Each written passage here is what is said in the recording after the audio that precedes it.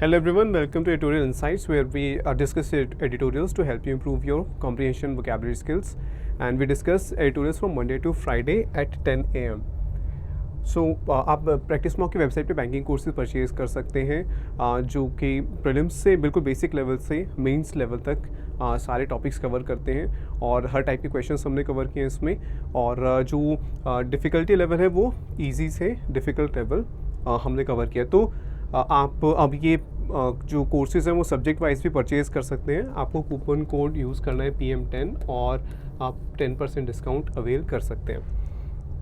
Okay, तो आज हम डिस्कस कर रहे हैं सबवर्टिंग द मैंडेट। मैंडेट होता है जो लोगों ने जो इलेक्शंस होते हैं और लोगों ने जो डिसीजन लिया है, जो फैसला सुनाया है जनता ने, तो उसके ऊपर है। सबवर्ट करना यानी उसको वीकन करना, उसको ना मानना। तो थाईलैंड में जो लोगों इलेक्शंस में जो पार्टीज़ जिन्होंने मेजॉरिटी हासिल की, वो पार्टीज़ जो है वो गवर्नमेंट फॉर्म नहीं कर पा रही क्योंकि वहाँ की जो मिलिट्री है वो इंटरफेयर कर रही है उसमें। तो इसके ऊपर एडिटोरियल है, ये रीड करना है without the help of any dictionary या गूगल, और फिर हम इसको डिस्कस करते हैं। ओके, चलो नेक्स्ट।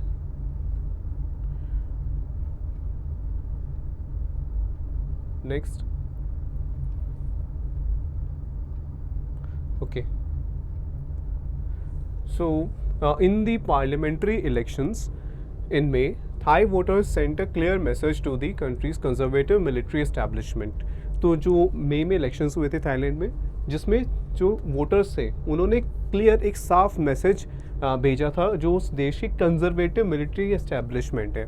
हम पहले समझते हैं कंजर्वेटिव्स क्या कौन होते हैं। जो लोग चेंज प्रेफर नहीं करते, वो चाहते हैं कि जैसे जिस सिस्टम में जिस तरीके से चीज़ें चलती आई हैं वैसे ही चलती रहें।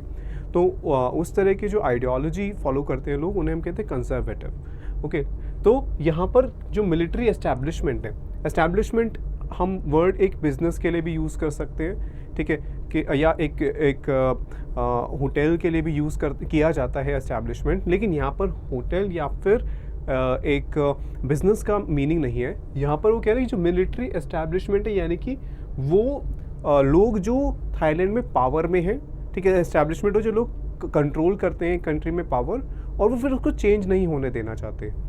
और मिलिट्री एस्टैब्लिशमेंट यानी वो लोग मिलिट्री को बिलोंग करते हैं। तो जो थाईलैंड की मिलिट्री है वो नहीं चाहती कि जो पावर है उनके पास वो उनके हाथों से जाए, तो वो चेंजेस नहीं चाहते वहाँ पे। तो इसका मीनिंग है countries military establishment which had rested power from an elected government in 2014। तो 2014 में क्या हुआ था, इलेक्टेड गवर्नमेंट से पावर छीन ली गई थी, रेस्टेड। तो ये वर्ड आप जैसे स्नैच होता है, ठीक है, स्नैच क्या होता है, छीनना किसी से।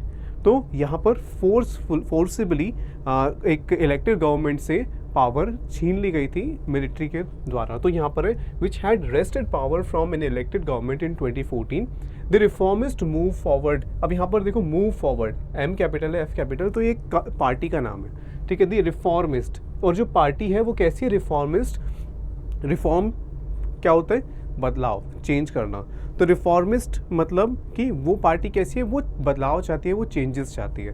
तो ये जो पार्टी है Move Forward and the pro democracy Pheu Thai, तो ये दो पार्टीज़ के नाम हैं। और ये जो फ्यू थाई पार्टी है प्रो डेमोक्रेसी है, ये मिलिट्री रूल को ये भी सपोर्ट नहीं करती है, चाहती है कि डेमोक्रेटिक रूल हो कंट्री में। तो ये जो दो पार्टीज़ हैं emerged as the largest parties. तो इस साल जो इलेक्शंस हुए उसमें ये दोनों पार्टीज़ सबसे ज़्यादा बड़ी पार्टीज़ की तरह उभर कर आई। तो एमर्ज मतलब उभर कर आना या सामने आना, ठीक है। तो ये सबसे बड़ी पार्टीज़ थी। While all the pro establishment party, जो जितनी भी प्रो एस्टैब्लिशमेंट यानी मिलिट्री के सपोर्ट में थी जो भी पार्टीज, डिड पुअरली, तो उन्होंने अच्छा परफॉर्म नहीं किया इलेक्शंस में। Yet the Thai military went after the architect of the opposition victory, the 42-year-old Pita Limjaroenrat. Okay, during the campaign he had promised to end the cycle of coups, scrap the military drafted constitution and amend the controversial lese majesté law which criminalizes any public criticism of the monarchy। तो यहाँ पर अब क्या हुआ कि जो military के favour में थी पार्टीज़ वो उन्होंने अच्छा परफॉर्म नहीं करा, लेकिन जो पार्टीज़ चेंज चाहती थी उन्होंने बहुत अच्छा परफॉर्म किया इलेक्शंस में, वो लार्जेस्ट पार्टीज़ की तरह उभर कर आई। लेकिन जो मिलिट्री है उसने क्या किया, थाई मिलिट्री ने इट वेंट आफ्टर, ठीक है, when you go after something या और समबडी, तो आप उसका पीछा करते हो, आप उसको चेज़ करते हो, ठीक है, आप नहीं चाहते कि वो सक्सेसफुल हो। तो क्या हुआ कि मिलिट्री किसके पीछे पड़ गई, जो 42 ईयर ओल्ड लीडर था जो जिनका नाम है पीटा लिमचाओ-रोनरेट, ओके। और उन्होंने क्या किया था, उन्होंने जब कैंपेन किया था उन्होंने प्रॉमिस किया था कि ये जो साइकिल ऑफ कूज है, कू COUP होता है कू, यानी पी साइलेंट है तो कू। तो जब कोई जैसे आमतौर पे मिलिट्रीज या फिर कोई और ऑर्गेनाइजेशन क्या करे, एक इलेक्टेड गवर्नमेंट को ऑफिस से हटा दे और उसकी जगह पावर जो है अपने लिए छीन ले। तो ऐसे केसेस में क्या होता है, हमारी नेबरिंग कंट्री पाकिस्तान में भी ऐसे कई बार कूज होती हैं, तो मिलिट्री क्या करती है कि पावर जो है वो इलेक्टेड गवर्नमेंट से छीन लेती है। तो साइकिल ऑफ कूज यानी वहाँ क्या होता है कि कई बार ऐसा हो चुका है पास्ट में कि जो इलेक्टेड गवर्नमेंट्स भी आई हैं लेकिन उनसे पावर फिर छीन ली है मिलिट्री ने। तो उन्होंने कहा था कि वो इस साइकिल को ख़त्म कर देंगे जिसमें मिलिट्री बार बार पावर जो है वो स्नैच कर लेती है इलेक्टेड गवर्नमेंट से। स्क्रैप दी मिलिट्री ड्राफ्टेड कॉन्स्टिट्यूशन, किसी चीज़ को स्क्रैप करना यानी कि उसको फेंक देना कि वो इट्स लाइक वो यूज़लेस है, तो उसको स्क्रैप कर देना, ख़त्म कर देना। तो वो उन्होंने कहा था कि अगर वो जीतते हैं, प्रॉमिस किया था कि वो स्क्रैप कर देंगे जो मिलिट्री ड्राफ्टेड कॉन्स्टिट्यूशन है, मिलिट्री ने जो अपने फेवर में जो कॉन्स्टिट्यूशन बनाया हुआ है कंट्री का, उसको वो स्क्रैप कर देंगे, ख़त्म कर देंगे। And amend the controversial lese majeste law, तो अमेंड कर देंगे। हमने पढ़ा था कि किसी भी लॉ को अमेंड करने का मतलब क्या होता है, उसमें कोई भी चेंजेस करना, ठीक है। तो यहाँ पर हमने एक अच्छा ये हमने पहले भी पढ़े थे, एनैक्ट क्या होता है याद करो, रिवाइज कर लेते हैं एक बार। एनैक्ट होता है किसी लॉ को बनाना, अमेंड होता है किसी लॉ में चेंजेस करना, और जब किसी लॉ को आप ख़त्म करते हो तो उसके लिए क्या वर्ड होता है, हम उसके लिए यूज़ करते हैं रिपील, ओके। तो इन तीनों वर्ड्स को ध्यान रखना है, ठीक है, बहुत कॉमन वर्ड्स हैं तो ये आपको पता होने चाहिए। तो यहाँ पर जो कंट्रोवर्शियल, कोई भी चीज़ जब कंट्रोवर्शियल होती है यानी लोगों के बीच के मन में उसको लेके काफ़ी अलग अलग तरह के विचार हैं, वो काफ़ी विवादास्पद है, यानी बहुत ज़्यादा डिबेट है उसको लेके। तो ये जो लॉ है जो क्या करता है, criminalises any public criticism of the monarchy, कि आप पब्लिक में मोनार्की जो वहाँ के किंग हैं उनको क्रिटिसाइज़ नहीं कर सकते। तो इन्होंने कहा था कि ये अगर पावर में आएंगे तो ये इस लॉ को भी अमेंड कर देंगे, इसमें भी चेंजेस लाएंगे। His reformist views helped him connect with the masses, तो ये जो चेंजेस की बात की थी इससे जो मासेस, यानी कि कौन होते हैं मासेस, वेट होता है मासेस कौन होते हैं, मासेस होते हैं जो लोग हैं। तो कनेक्ट विद द मासेस यानी लोगों के साथ वो जो है कनेक्ट कर पाए, लोगों के साथ जुड़ पाए, and lead his party to victory, और उनकी पार्टी जीती। But also made him a target of the military, लेकिन इन्हीं प्रोमिस की वजह से वो मिलिट्री के जो है टारगेट में आ गए, यानी मिलिट्री उनके ऊपर उनको टारगेट करने लगी, उनके खिलाफ जो है एक्शंस लेने लगी। After the elections, 8 opposition parties, including the Move Forward and Pheu Thai, came together to form a bloc. तो अब जब रिजल्ट्स आ गए तो ये जो ऑपोजिशन पार्टीज़ थी, 8 पार्टीज़, उनमें ये जो 2 लार्जेस्ट पार्टीज़ थी, तो इन्होंने मिलके एक ब्लॉक बनाया। ब्लॉक क्या होता है हम पढ़ चुके हैं, जैसे एक ग्रुप ऑफ कंट्रीज़ जो मिलके, ये अलायंस, एक ग्रुप ऑफ कंट्रीज जो एक अलायंस में, यानी जिनका कोई एक कॉमन ऑब्जेक्टिव है, ठीक है, कोई एक चीज़ को पाना चाहते हैं, जैसे नेटो एक ब्लॉक है, ओके। तो यहाँ पर इन्होंने, अब यहाँ ब्लॉक हम पॉलिटिकल पार्टीज़ के लिए भी यूज़ कर सकते हैं, यानी कि एक ग्रुप ऑफ पॉलिटिकल पार्टीज़ जो मिलके एक जो है साथ में इलेक्शन लड़ रहे हैं, या फिर एक उनका कोई कॉमन गोल है, which had a majority in the 500 member elected house. तो ये जो 8 पॉलिटिकल पार्टीज़ ने अपना एक ग्रुप बनाया, इनकी मेजॉरिटी थी जो थाईलैंड का पार्लियामेंट है जिसमें 500 मेंबर हैं। The bloc nominated Mister Pita as their prime ministerial candidate. तो जैसे कि होता है कि जो लार्जेस्ट ग्रुप ऑफ पार्टीज़ है उन्होंने कहा कि हमारे जो प्राइम मिनिस्टर कैंडिडेट हैं वो ये हैं। But in Thailand 750 member by cameral parliament, तो लेकिन पार्लियामेंट का एक हाउस है जिसमें 500 मेंबर्स हैं जो इलेक्ट किए जाते हैं, जिनको लोग इलेक्ट करते हैं। लेकिन उसके अलावा 250 सेनेटर्स भी होते हैं जिन्हें वहाँ की मिलिट्री अपॉइंट करती है, यानी कि वो इलेक्टेड नहीं होते। तो उनमें चाहिए a candidate need support of 376 law makers, तो 376 लोगों का सपोर्ट चाहिए तब वो गवर्नमेंट फॉर्म कर सकते हैं। In mister Pita's first attempt he got only 13 votes from the senate. तो जो सेनेटर्स थे जिन्हें मिलिट्री अपॉइंट करती है, तो उनमें से ज़्यादातर लोगों ने सपोर्ट नहीं किया, सिर्फ 13 वोट्स ही मिले सेनेट से। Thailand's constitutional court also suspended him from parliament in a case involving allegations that he had violated electoral laws by not disclosing his shares in a media company.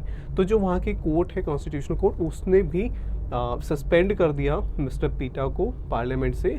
उनके ऊपर allegations लगे थे। What are allegations? जब किसी पे आरोप लगाए जाते हैं, सबूत नहीं है पर आरोप लगाए जाते हैं, तो उन्हें हम कहते हैं एलिगेशंस। तो उन पे क्या आरोप थे कि उन्होंने इलेक्टोरल लॉज को तोड़ा है, वायलेट करना किसी लॉ को, यानी ना मानना किसी कानून को या उसको कानून को तोड़ना। तो कैसे? बाय नॉट डिस्क्लोज, उन्होंने ये नहीं बताया कि एक मीडिया कंपनी में उनके कितने शेयर्स हैं। Okay, this is not the first time the establishment is going after popular parties. और ऐसा पहली बार नहीं है कि जो पार्टीज़ जीती हैं या जो पॉपुलर पार्टीज़ जिनको लोगों का सपोर्ट है उनके अगेंस्ट मिलिट्री गई है, पहले भी ऐसा हो चुका है। In 2019 the reformist Future Forward party which emerged as the third largest bloc was dissolved and its leaders banned from politics. तो 2019 में मिलिट्री ने क्या किया कि जो थर्ड लार्जेस्ट पार्टी थी, third largest group of parties था, उसे डिज़ोल्व कर दिया, यानी कि एंड कर दिया।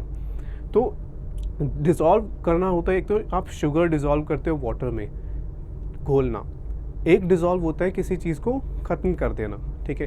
तो डिज़ोल्व जब आप करते हो किसी ऑर्गेनाइजेशन को, किसी ग्रुपिंग को, तो आप उसको एंड करते हो, यानी सब लोग वहाँ से सब लोग आप भेज देते हो, एंड कर देते हो। तो उन पार्टीज़ को एंड कर दिया और लीडर्स को बैन कर दिया पॉलिटिक्स से। What the generals fail to understand, अब यहाँ पे जनरल्स कहा जा रहा है, किसके लिए यूज़ हो रहा है? जो मिलिट्री है थाईलैंड की।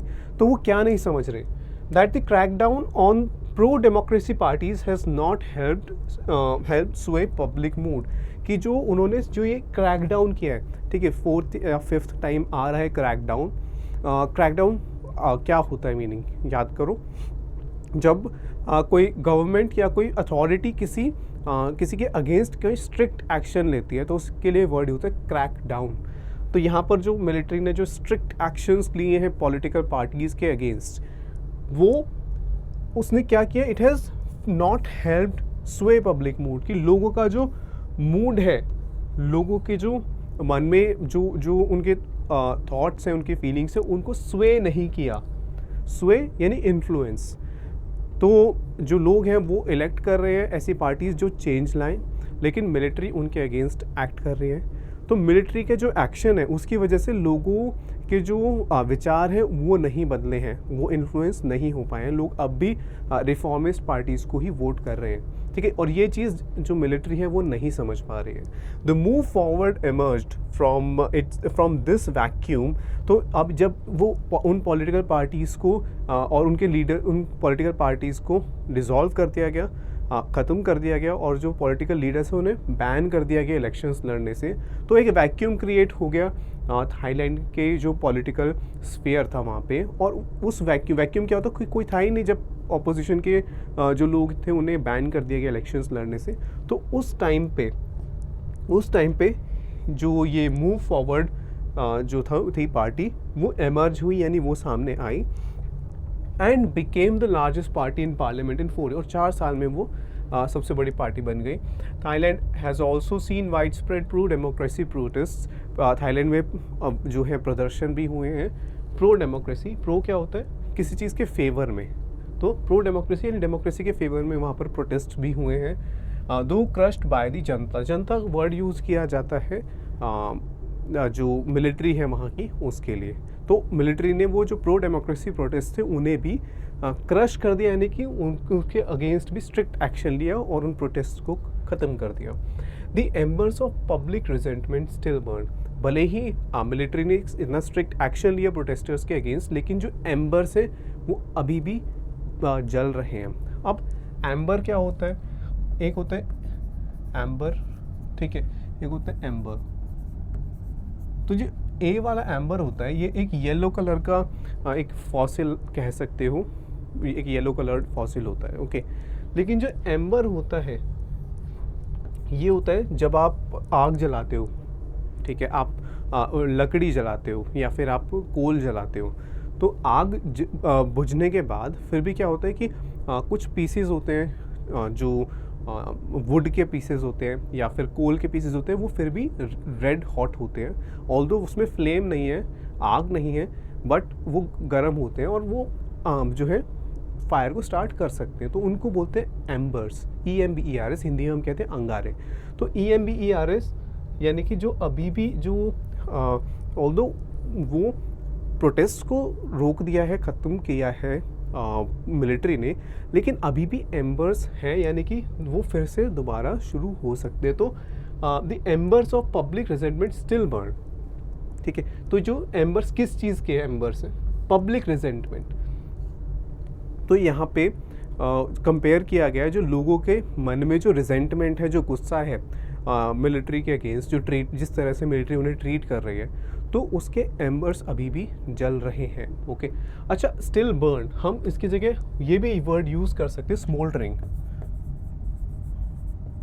ठीक है। स्मोल्डरिंग का मतलब भी वही होता है, धीरे धीरे सुलगना, स्मोल्डरिंग।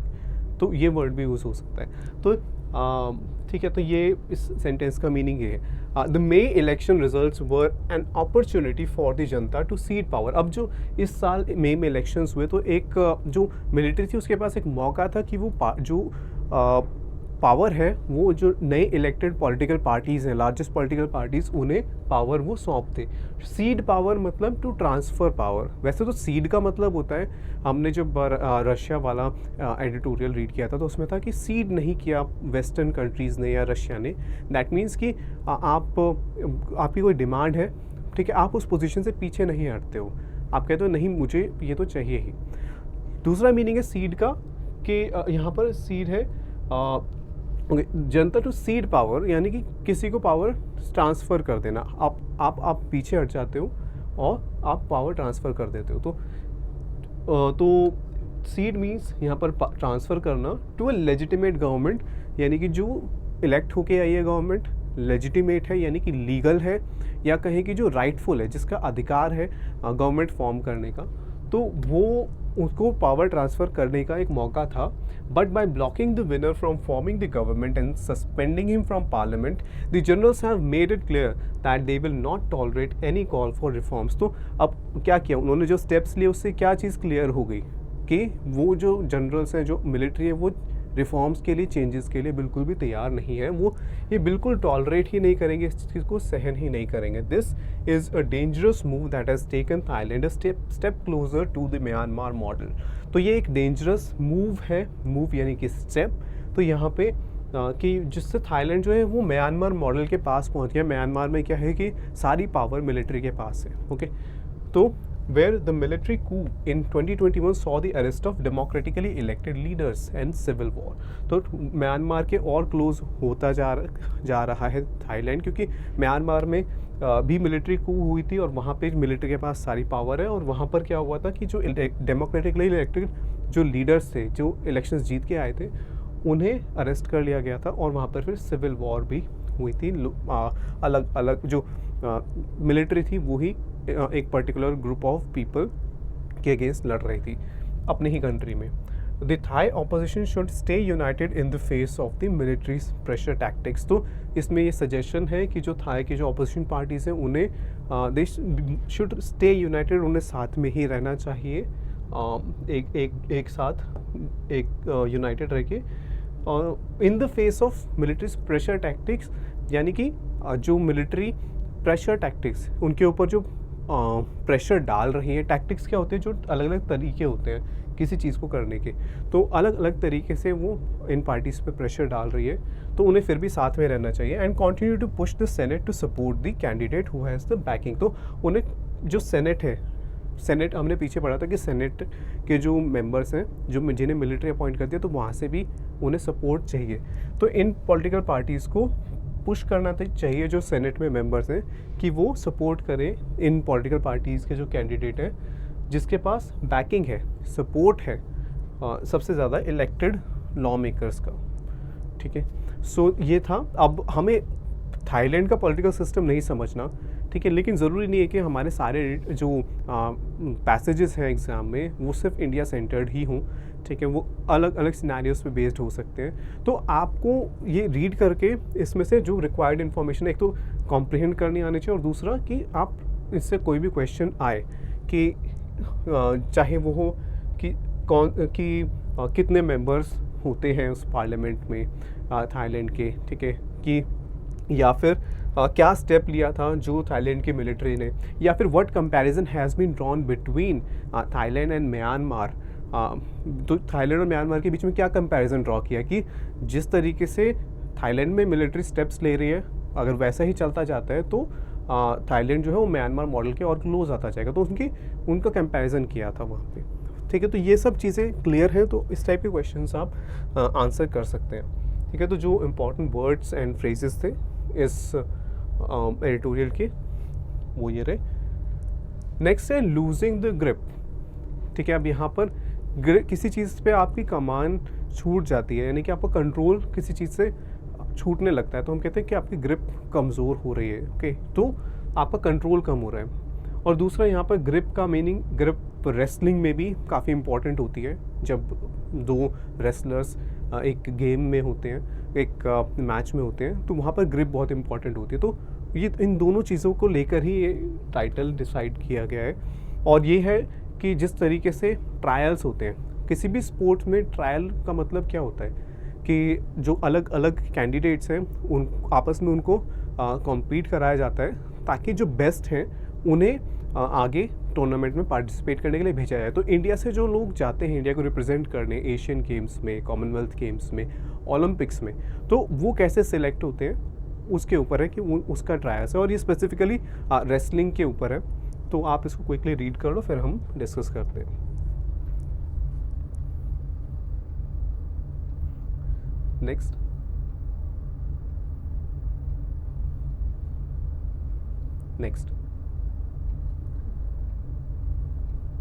चलो, तो wrestling selections are not immune to controversy हमने देखा था, किसी चीज़ के ऊपर बहुत ज़्यादा डिबेट होने लगी, लोगों के बिल्कुल अपोजिंग व्यूज़ हों, बिल्कुल एक दूसरे के विरोध में व्यूज़ हों, तो रेसलिंग जो है वो कंट्रोवर्सी से इम्यून नहीं है, यानी कंट्रोवर्सी से बची हुई नहीं है, वहाँ पर भी कंट्रोवर्सीज हो जाती हैं।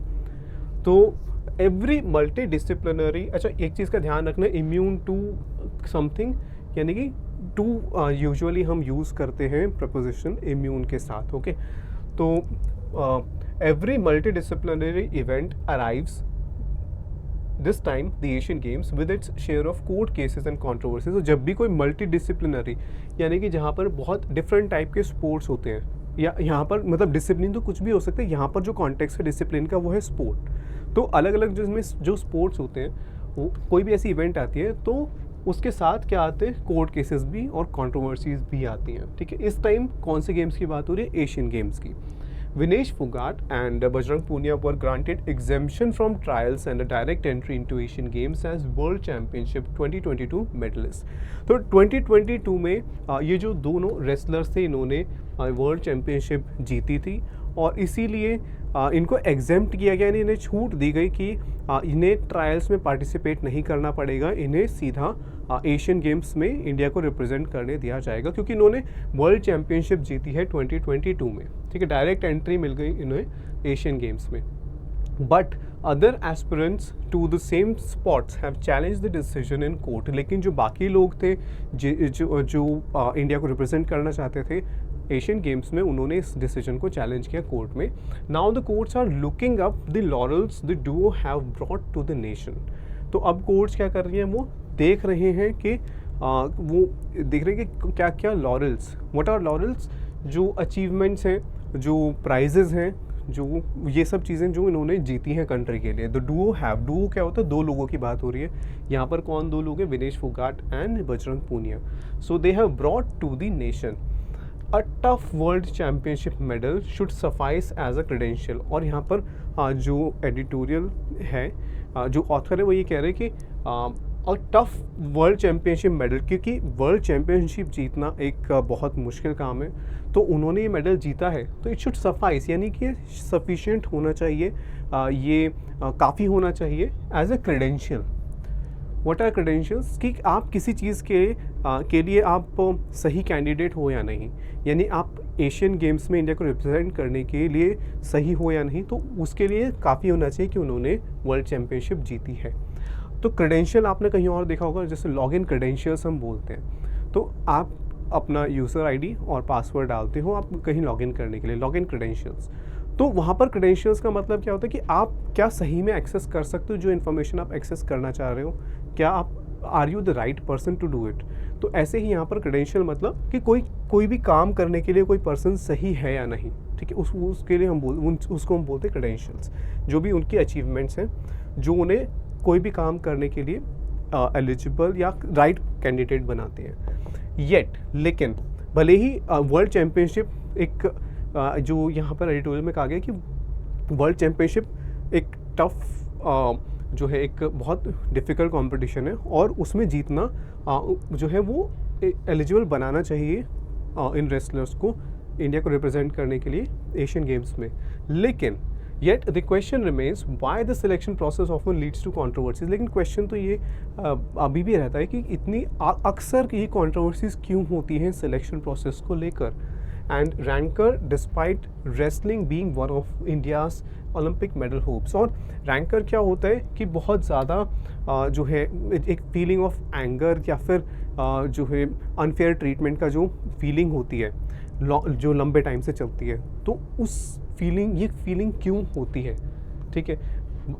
Despite India being one of India's Olympic medal hopes, India का ओलंपिक मेडल आने की काफ़ी उम्मीदें हैं इंडिया को रेसलिंग से, लेकिन फिर भी ये कंट्रोवर्सीज़ और ये जो इस तरह के जो डिसीजंस, इस तरह के जो एक्शंस लिए जाते हैं, जैसे कोर्ट केसेस होते हैं, ठीक है, जो फीलिंग ऑफ एंगर या अनफेयर ट्रीटमेंट है, ये सब होती हैं। There are no perfect answers given the various permutations wrestling has tried over the years. अब कोई भी परफेक्ट आंसर नहीं है हमारे पास कि ऐसा क्यों होती हैं ये कंट्रोवर्सीज़, क्योंकि जो रेसलिंग है उसने बहुत सारे परम्यूटेशंस यानी कि अलग अलग चीज़ें ट्राई की हैं ओवर द ईयर्स। अलग अलग तरीके से रेसलिंग में डिसाइड किया जाता रहा है कि कौन कैंडिडेट सही रहेगा इंडिया को रिप्रेजेंट करने के लिए। Sending the quota winner to Olympics, कि ओलंपिक्स में कौन इंडिया को रिप्रेजेंट करेगा। अब कोटा विनर्स यानी कि जैसे अगर कोई एक पर्टिकुलर चैम्पियनशिप जीत ली तो वो इंडिया को ओलंपिक्स में रिप्रेजेंट करेगा। तो कभी ऐसा भी हुआ है, कभी कहा गया कि exempting some but not all the medallist. तो कभी कहा गया कि कुछ मेडलिस्ट को जो है डायरेक्टली भेज दिया जाएगा, कुछ को ट्रायल्स में पार्टिसिपेट करना पड़ेगा।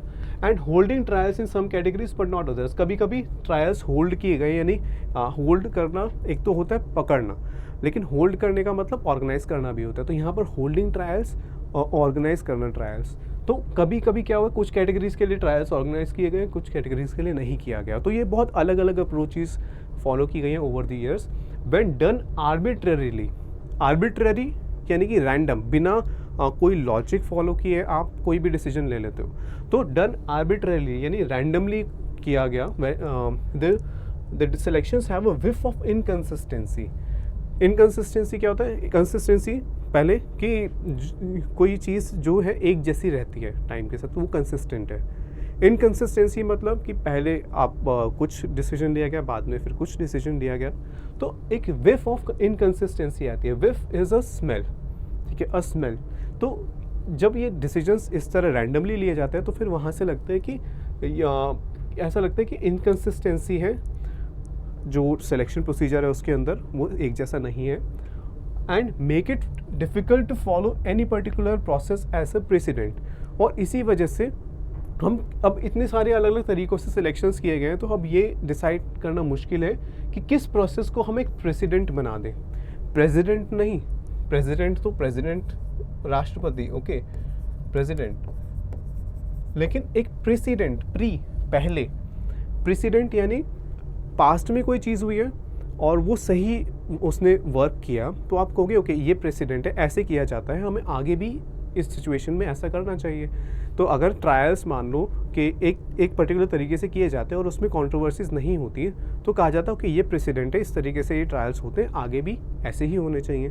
तो लेकिन जब इतने डिफरेंट तरीक़ों से ट्रायल्स हुए हैं, तो ये एक प्रेसिडेंट सेट करना बहुत मुश्किल है।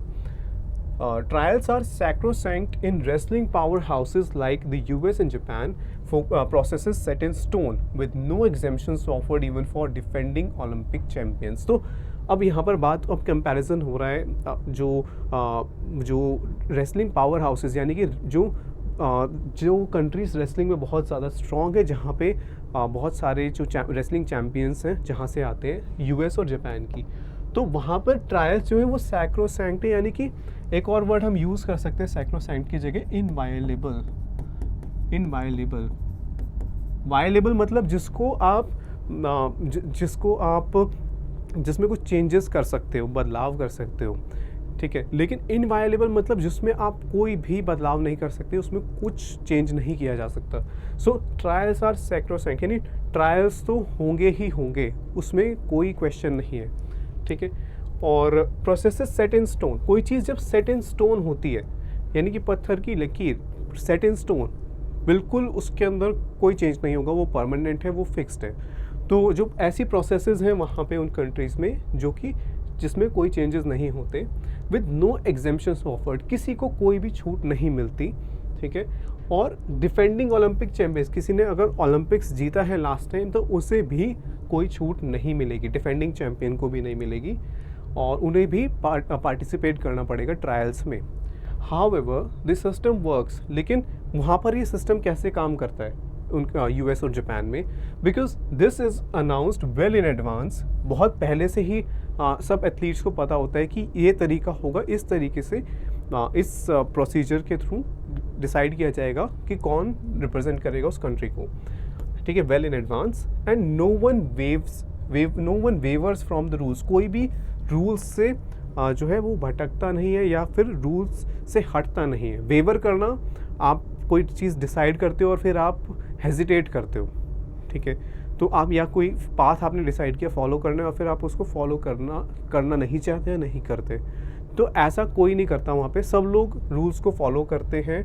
और तो ये यहाँ पर कहा गया, it is said that trials in these strong grappling countries are as intense as Olympic finals. तो ये कहा जाता है कि इन कंट्रीज़ में जो ट्रायल्स होते हैं ओलंपिक्स या बड़े टूर्नामेंट से पहले, वो इतने ज़्यादा इंटेंस होते हैं, इतने कि जैसे कि ओलंपिक फाइनल्स हो रहे हो। तो इस तरह इतने जो है हाई लेवल पे और इतने इतने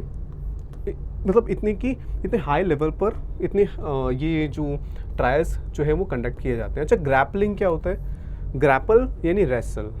अब ग्रैपलिंग एक जगह और यूज़ होता है, आप किसी प्रॉब्लम से डील कर रहे हो तो आप ग्रैपलिंग भी यूज़ कर सकते हो। He is grappling with this issue, यानी वो डील कर रहा है उस इशू से, ठीक है। रेसलिंग के लिए भी ग्रैपलिंग का मतलब रेसलिंग होता है, लेकिन आप किसी प्रॉब्लम के साथ डील कर रहे हो तो वहाँ पर भी आप ग्रैपलिंग यूज़ कर सकते हो, ठीक है। तो a trial where Vinesh and Antim Panghal face off will serve them well. तो अब अगर एक ट्रायल होता है, ट्रायल क्या होता है? एक दो स्पोर्ट्स पीपल के बीच में कंपटीशन, ये डिसाइड करने के लिए कौन जो है उस कंट्री को रिप्रेजेंट करेगा टूर्नामेंट में। तो ये जो दोनों जो रेसलर्स हैं, उनका जो फेस ऑफ होगा, यानी जो कंपटीशन या मैच होगा, विल सर्व देम वेल, उन दोनों के लिए ही अच्छा है। सर्व समवन वेल मतलब किसी के लिए अच्छा होना, तो दोनों के लिए अच्छा है।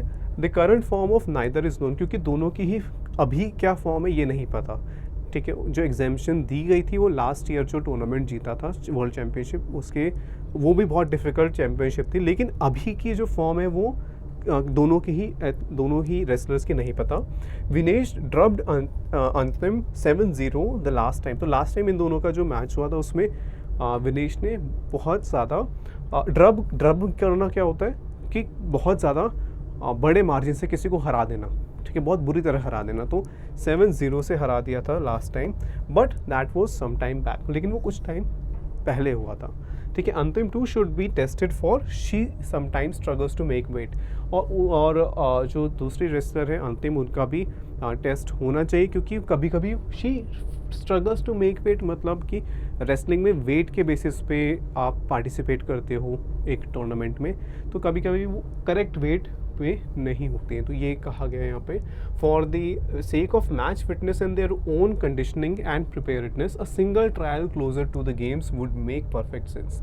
तो अगर हम मैच फिटनेस की बात करें या उनकी जो तैयारी या कंडीशनिंग मतलब कि जो माहौल है उसके हिसाब से वो ढल गए या नहीं, जो उनकी तैयारी है वो सही है या नहीं, तो एक सिंगल ट्रायल जो है जब गेम्स आने वाले होंगे उससे ठीक पहले जो है वो अच्छा रहेगा ये जज करने के लिए कि कौन सा जो रेसलर है वो ठीक है इंडिया को रिप्रेजेंट करने के लिए। Because finally at stake is that Asian Games medal. तो क्योंकि जो स्टेक पर है, यानी कि दाव पर क्या लगा है, वो Asian Games medal, and India is unsure who is best prepared to win the coveted medal, क्योंकि दाव पर लगा है एशियन गेम्स मेडल।